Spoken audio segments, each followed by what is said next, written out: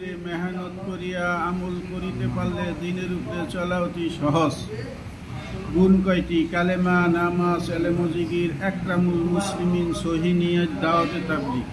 কালেমা লা ইলাহা ইল্লাল্লাহু মুহাম্মাদুর রাসূলুল্লাহ। কালেমার অর্থ আল্লাহ ছাড়া আর কোনো মাবুদ নাই। আমরা যা কিছু দেখি বা না দেখি সমস্ত কিছু আল্লাহ ছাড়া মাখলুক। মাখলুক কিছুই করতে পারে না আল্লাহর হুকুম ছাড়া। আল্লাহ পারে, সমস্ত মাখলুক ছাড়া আল্লাহই পারে।